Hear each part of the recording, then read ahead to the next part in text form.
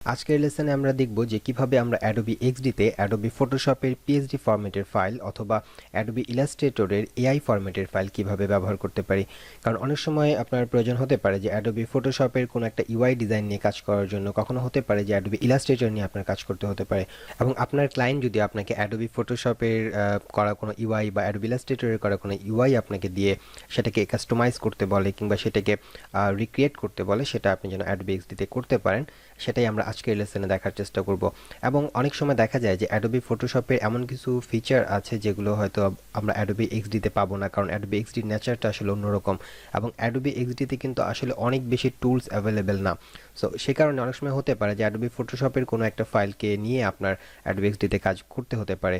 এবং আমরা ধরা যায় যে আমরা 100% এর মধ্যে আমরা প্রায় 90% UI UX এর কাজ আমরা Adobe XD দিয়ে করে ফেলতে পারবো, কিন্তু বাকি যে 10% থাকে সেটাকে যদি আপনি মনে করেন যে সেই 10% কাজ যেন আপনি মোটামুটি করতে পারেন, সেটার জন্য আপনি Adobe Photoshop এবং Adobe Illustrator এর কাজ শিখতে পারেন। সো এখন আমরা দেখি যে আমরা কিভাবে Adobe XD তে Adobe Photoshop এর ফাইলকে ইম্পোর্ট করতে পারি।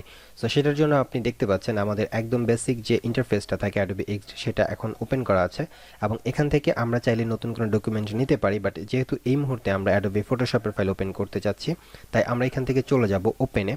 সো ওপেনে ক্লিক করার পরে আপনাকে এখানে একটা অপশন দেখাবে যে আপনি আসলে PSD আর AI ফাইল ওপেন করতে চাচ্ছেন কিনা, কিংবা আপনি স্কেচের ফাইল ওপেন করতে চাচ্ছেন কিনা, আপনি কোনো XD এর ফাইল ওপেন করতে চাচ্ছেন। সো যদি আপনি PSD আর AI ওপেন করতে চান তাহলে আপনি এখানে ক্লিক করবেন এবং যেই ফোল্ডারের মধ্যে আপনার সেই ফাইলটি আছে সেখানে আপনাকে লোকেট করে দিতে হবে। সো এখানে আপনি দেখতে পাবেন PSD ফরম্যাটের একটি ফাইল আছে। সো আমি এটাকে সিলেক্ট করে দিচ্ছি এবং জাস্ট ওপেনে ক্লিক করব। সো যখন দেখবেন যে ফাইলটি আপনার ওপেন হয়ে গেল Adobe XD তে, তখন আপনি চাইলে এটাকে নিয়ে কাজ করতে পারেন। আপনি যদি এখন এটাকে একটু জুম ইন করে নেন, আমরা জানি কিভাবে জুম ইন করতে হয়। সো জুম ইন করার পরে আপনি চাইলে এখান থেকে যে কোনো একটা এলিমেন্টকে চেঞ্জ করতে পারেন, যে কোনো একটা এলিমেন্টের কালারকে নিয়ে কাজ করতে পারেন। যেমন আমরা যদি একটু জুম ইন করে নেই তাহলে এখানে দেখতে পাবেন যে আমাদের এখানে একটা শেপ আছে।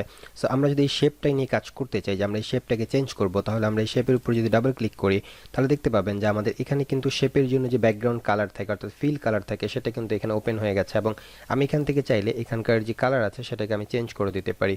সো দেখতে পাচ্ছেন আমি এখান থেকে কিন্তু যে কোনো একটা কালার এখান থেকে দিয়ে দিতে পারবো। সো আমি এখান থেকে এটাকে ইয়েলো কালারের মধ্যে রাখলাম এবং এটাকে আমি ক্লোজ করে দিচ্ছি এবং চাইলে এখানে আমি বর্ডার ইউজ করতে পারি এবং বর্ডারের জন্য যে যে জিনিসগুলো আমাদের Adobe XD তে অ্যাভেলেবেল আছে আমরা সেগুলো কিন্তু এখানে খুব সিম্পলি করতে পারবো।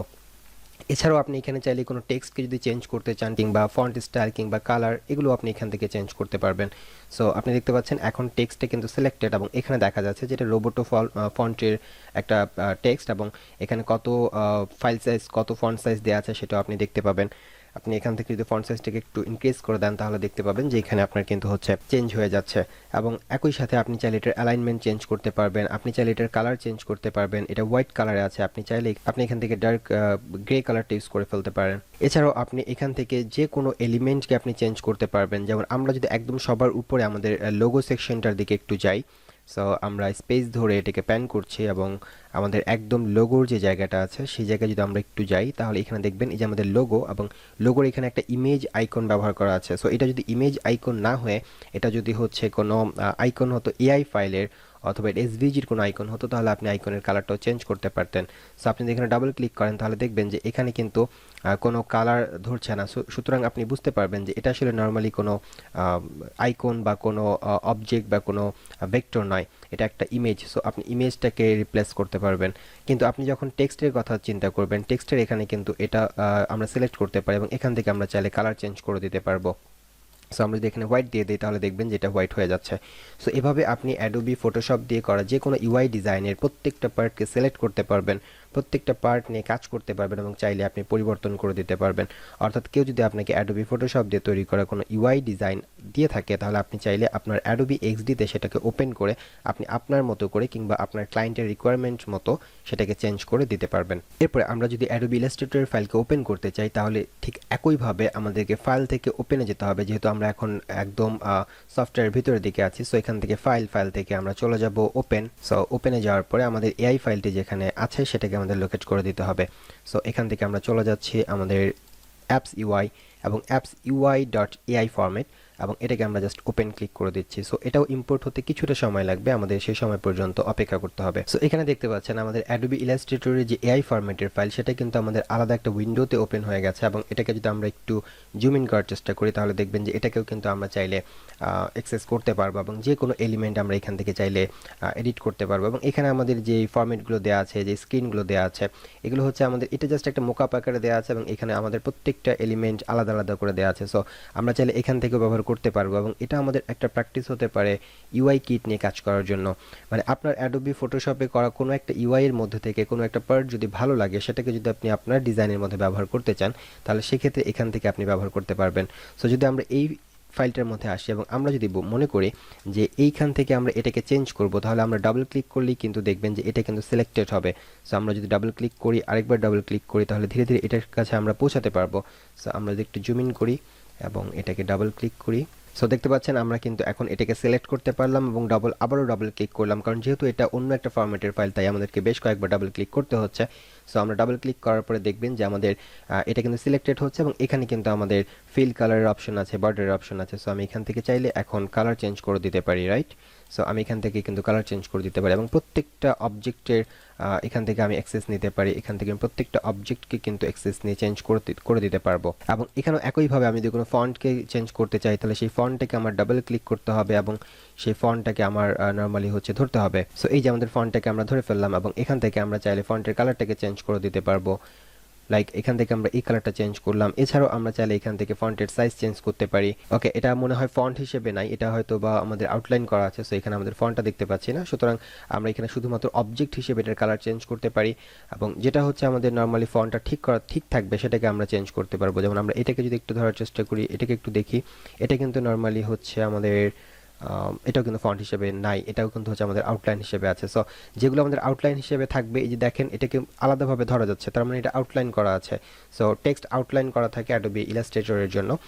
সো আমরা এই জিনিসগুলোকে ফন্ট স্টাইলটা হয়তো চেঞ্জ করতে পারবো না, এক্ষেত্রে আমরা শুধুমাত্র কালারটাকে চেঞ্জ করে দিতে পারি। ইভেন আমরা যদি এটা অ্যাডোবি ইলাস্ট্রেটরের ফাইল হওয়া সত্ত্বেও যদি আমরা অ্যাডোবি ইলাস্ট্রেটর দিয়ে ওপেন করতাম, তারপরেও কিন্তু আমরা ফন্টটাকে চেঞ্জ করতে পারতাম না, অর্থাৎ ফন্টের যে ফ্যামিলি সেটাকে চেঞ্জ করতে পারতাম না। আমরা শুধুমাত্র এখান থেকে এটার কালারটাকে চেঞ্জ করতে পারতাম। সো এটা এমন না যে অ্যাডোবি এক্সডিতে বলে আমরা এটা চেঞ্জ করতে পারছি না। সো যতটুকু কাজ অ্যাডোবি এক্সডিতে করা যাবে সেটা কিন্তু সেমভাবে অ্যাডোবি এআইতেও অ্যাভেলেবেল, অর্থাৎ এআই এর ফাইল হওয়া সত্ত্বেও এআইতে যে এডিটিং ক্যাপাবিলিটিটা থাকবে সেটা আপনার অ্যাডোবি এক্সডিতেও আপনি পাবেন। সো এভাবে আপনি চাইলে প্রত্যেকটা এলিমেন্টের প্রত্যেকটা পার্টকে আপনি চেঞ্জ করে দিতে পারেন, এবং এটাকে যদি আপনি দেখতে চান যে আসলে এই জিনিসগুলো সিলেক্টেড হচ্ছে কিনা, তাহলে আপনি দেখতে পারেন এখান থেকে লেয়ার প্যালেটে গেলে। সো লেয়ার প্যালেটে যাওয়ার পরে আপনি দেখবেন এখানে অসংখ্য লেয়ার আছে, অসংখ্য গ্রুপ করা আছে। সো আপনি যখন কোনো একটাকে সিলেক্ট করছেন তখন কিন্তু সেই পাথটা বা সেই অবজেক্টটা সিলেক্টেড হচ্ছে, এবং এখান থেকে আপনি তখন পরবর্তীতে সেটা চেঞ্জ করে দিতে পারবেন। এবং আপনি যদি মনে করেন যে এখানে ডাবল ক্লিক না করে আপনি এখান থেকে খুঁজে বের করবেন, সেটাও আপনি করতে পারেন। বাট এখানে যেহেতু অনেকগুলো ফাইল, অনেকগুলো লেয়ার আছে, সো এটা এখান থেকে খুঁজে পাওয়াটা একটু ডিফিকাল্ট মনে করি আমি। সো এই জন্য আমার কাছে যেটা ইজিয়ার মনে হয় সেটা হচ্ছে যে আপনি সেই অবজেক্টের উপরে যখন ডাবল ক্লিক করবেন তখনই মোটামুটি ওটা ভালোভাবে আপনি চেঞ্জ করতে পারবেন। সো এখান থেকে আপনি এটা করতে পারেন। ইভেন আপনি অ্যাডোবি ফটোশপের যে ফাইল ছিল সেটাকেও আপনি সেমভাবে করতে পারেন। আপনার এখান থেকে যদি আপনি লেয়ার প্যালেটে যান এবং এখান থেকে দেখতে পাবেন যে আমরা যে জায়গাটাতে সিলেক্ট করব সেই জিনিসগুলো এখানে কিন্তু ধরা যাবে। যেমন অ্যাপ মার্কেট, আমরা আমাদের এই যে এখানে লোগোর যে টেক্সটটা ছিল সেটাকে আমরা সিলেক্ট করে রাখলাম এখানে। সো এখানে আমরা দেখতে পাচ্ছি যে অ্যাপস মার্কেটের যে টেক্সট সেটাকে আমরা এখানে সিলেক্ট করতে পারছি, এবং এখানে যে ইমেজের কথা বললাম, সো এটা হচ্ছে একটা ইমেজ ছিল। সো আমরা এটার মাধ্যমেই কিন্তু সিলেক্ট করতে পারি। তো আমরা যদি মনে করি আমরা লেয়ার প্যালেট থেকে সেটাকে সিলেক্ট করব, সেটাও আপনি করতে পারেন। আবার যদি আপনি মনে করেন ডাবল ক্লিক করে সিলেক্ট করবেন, সেটাও আপনি করতে পারেন। সো যেটা আপনার জন্য ইজিয়ার হয়। তবে আমি রেকমেন্ড করবো যে আপনি ডাবল ক্লিক করলেই সেটা আপনার জন্য বেশি ইজিয়ার হবে, কারণ এখানে অসংখ্য লেয়ার থাকবে, অসংখ্য ফাইল থাকবে, সেখান থেকে খুঁজে পাওয়াটা একটু ডিফিকাল্ট হতে পারে।